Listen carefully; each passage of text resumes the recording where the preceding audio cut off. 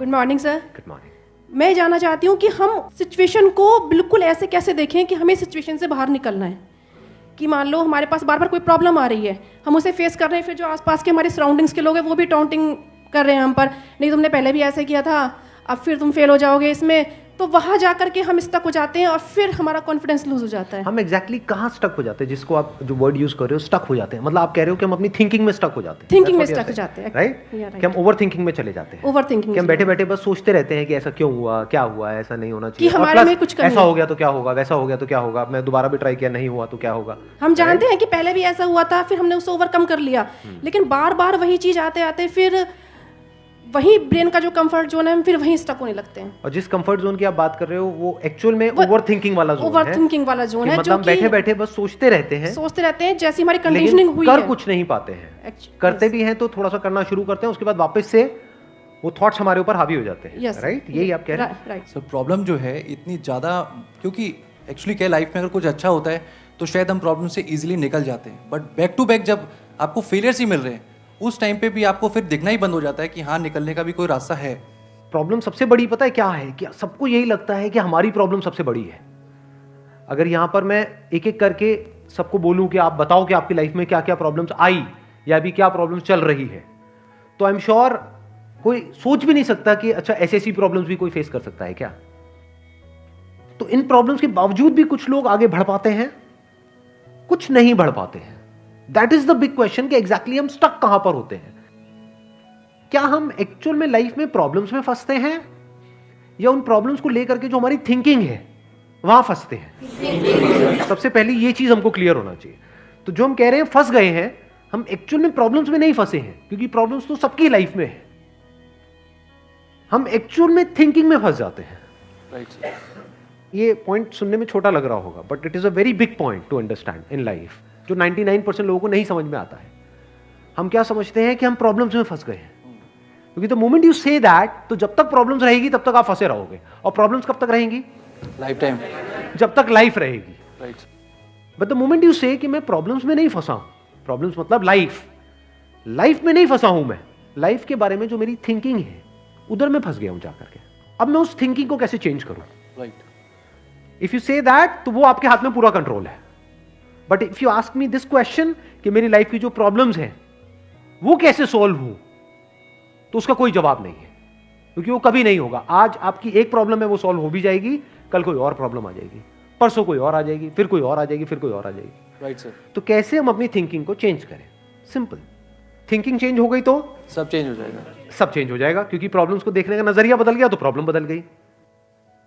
एक बंदा जिसकी थिंकिंग नहीं फंसी हुई है, उसको आप चारों तरफ से फंसा दो, वो निकल जाएगा। लेकिन जिसकी थिंकिंग फंसी हुई है, उसको आप जा करके दुनिया जहान के सारे रिसोर्सेज दे दो, पूरा का पूरा खजाना भी दे दो, तब भी वो नहीं निकल पाएगा। तब भी रोएगा बैठ करके कि क्या मेरे को चारों तरफ खजाने से कैद कर दिया। अरे भाई, खजाना है, कैद नहीं है। देखे ना ऐसे लोगों को जिनके पास में सब कुछ है लेकिन रोते रहते हैं। तो सब कुछ मिलना इज नॉट अ सॉल्यूशन। जिनकी लाइफ में कोई प्रॉब्लम नहीं है वो भी रो रहे हैं। सो अब आता है कि इसका सॉल्यूशन क्या है, कि we are stuck in our thought process, how to get out of it. तो सबसे पहली चीज ये समझनी है, ज्यादा सोचने से कुछ नहीं होता है, सही सोचने से होता है। अभी सही सोचना क्या है? What is right thinking, not positively सोचना। इसको भी ध्यान से समझ लेना। पॉजिटिव सोचना क्या सही सोचना होता है?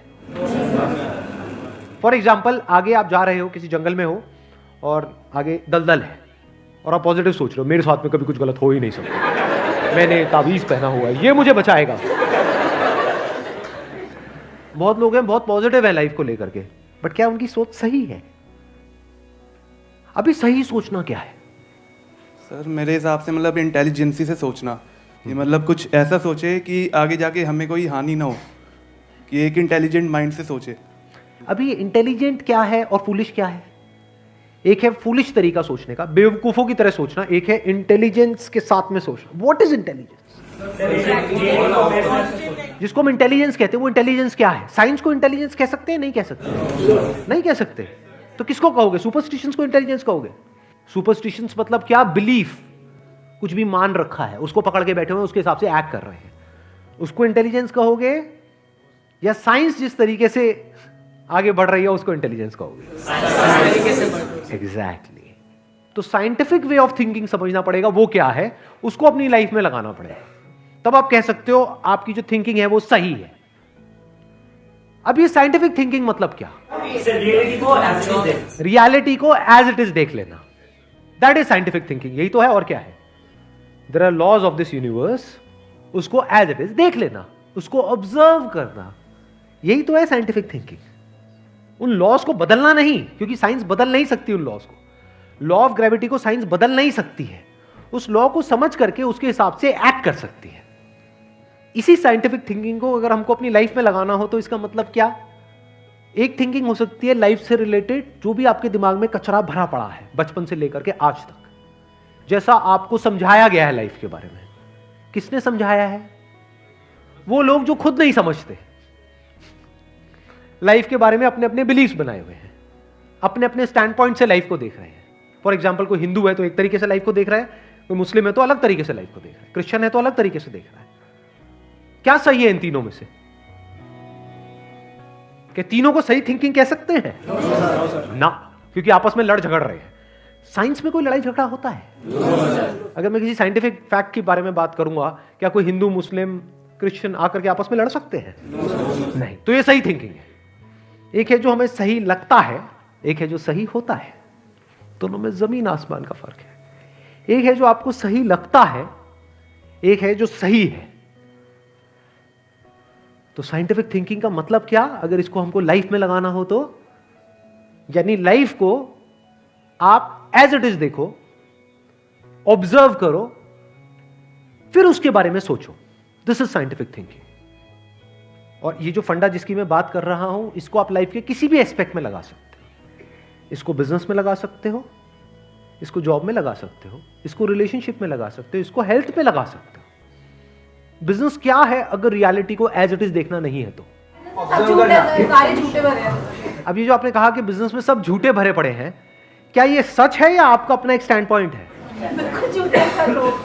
अभी इन्होंने बोला कि बिजनेस में सब झूठे भरे पड़े हैं। अभी ऐसे ही यहाँ पे मैं अलग अलग लोगों से अलग अलग बातें पूछूंगा ना, तो सब बड़े कॉन्फिडेंस से बोलेंगे, as if they know it for sure.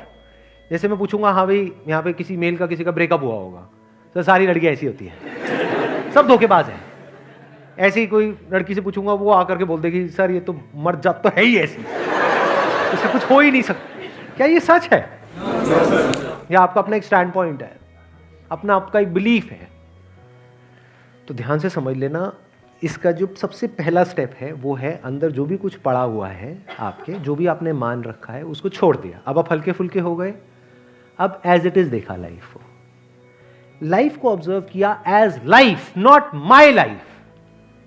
For example, anger, क्या एंगर आपका है? बट आप एंगर का सोल्यूशन कैसे निकालते हो? मुझे गुस्सा आता है, मुझे गुस्सा नहीं करना है। कभी भी आप एंगर का ऐसे सोल्यूशन निकाल ही नहीं सकते। सिर्फ आपको आता है गुस्सा या सबको आता है? सबको आता है। तो क्या एंगर सिर्फ आपकी प्रॉब्लम है या एंगर एक लाइफ की प्रॉब्लम है? Fear, if you can look at fear, not your fear और माई फियर, फियर, डर है ना, वो डर क्या है? Can you look at it? इसको बोलते हैं साइंटिफिकली चीजों को देखना। रिलेशनशिप, नॉट माई रिलेशनशिप और योर रिलेशनशिप, रिलेशनशिप। तो इस तरह से जब हम चीजों को देखते हैं ना, not from a subjective point of view but from an objective point of view, जैसे एक साइंटिस्ट देखता है, जैसे एक साइंटिस्ट ऑब्जर्व करता है, वहां पे ना खुश हुआ जाता है, ना परेशान हुआ जाता है, ना पॉजिटिव हुआ जाता है, ना नेगेटिव हुआ जाता है। This positive and negative is your stand point, is a subjective point of view. In objective reality, उसमें खुश क्या होना है और दुखी क्या होना है, वहां पर सब कुछ क्लियरली नजर आ रहा होता है। वहां पे कभी भी हमारी थॉट प्रोसेस स्टक नहीं होती है, हम फंस ही नहीं सकते। बिलीफ्स में आप गारंटेड फंसोगे। शॉर्ट टर्म में वो अच्छे लग रहे होते हैं क्योंकि वहां पे कंफर्ट मिलता है। जो भी हमने मान रखा है, अगर उसको पकड़ करके हम बैठे रहें और उसमें गोल गोल घूमते रहें तो बड़ा कंफर्ट मिलता है, लेकिन आगे जाकर के वो हमको फंसा देता है, एंटैंगल्ड कर देता है। बट जो रियलिटी है वो धीरे धीरे आपको आजाद करती रहती है, जितना आप रियलिटी को समझ जाते हो उस लेवल तक। यानी कि अगर इसको मैं पूरा समअप करूं जो भी मैंने अब तक कहा है उसको, ये सेशन शुरू कहां से हुआ था? फेलियर से हुआ था कि एक के बाद एक हमने लाइफ में बहुत सारे फेलियर्स फेस करे हैं। तो अब अपने फेलियर्स को ऑब्जर्व मत करो, अपने को बीच में से हटा दो, ऑब्जर्व करो ये जो फेलियर्स हैं ये क्या है। तो you will start seeing the nature of those failures, you will start seeing the causes of those failures. For example मेरी लाइफ है, अगर मेरे को उसको ऑब्जर्व करना है, दो तरीके हो सकते हैं। एक ये, अब मैं अपनी लाइफ में थोड़ा सा जा रहा हूं जिससे कि आप उसको रिलेट कर सको। मैंने पास में कुछ गलतियां करी, बहुत बड़ी बड़ी गलतियां करी, मेजर लॉसेस हुए, तो एक एंगल तो ये हो सकता है मैं ऐसा कैसे कर सकता हूं। दूसरा ये है कि मैं ऑब्जर्व करूं कि एग्जैक्टली वो गलती क्या थी और उसका कॉज क्या था। तो वो दिख जाता है, अच्छा उस टाइम पे वो ग्रीड बहुत ज्यादा हावी हुई पड़ी थी। अच्छा ये ग्रीड क्यों हावी हुई पड़ी थी, इतना लालच क्यों आया हुआ था कि हाँ ये करना है, ये करना है, ये करना है, ये क्यों आया हुआ था? और ये बचपन से ऐसी कंडीशनिंग हुई पड़ी थी, बचपन से घर में यही सारी बातें सुनी थी, तो इसलिए I was acting out of that information जो मेरे अंदर फीडेड थी, and that was not correct information. वो सारी इंफॉर्मेशन गलत थी, जिसकी वजह से मैंने जल्दी से एक्ट किया, बिना सोचे समझे, बिना सही थिंकिंग के एक्ट कर दिया, उस वजह से जाकर के फंस गया। तो मुझे उस बंदे ने नहीं फंसाया, मैं खुद फंसा अपने लालच की वजह से। तो अब ये क्लियर हो रहा है हम कैसे देखते हैं। तो वंस वी सी दैट, तो अब मैं उससे पूरी तरह से फ्री हो गया, because I understood something which is very basic in life, जिसकी वजह से पूरी की पूरी लाइफ एक अलग ट्रैक पे निकल गई। क्या समझ आया? कि कभी भी ग्रीड से एक्ट नहीं करना है।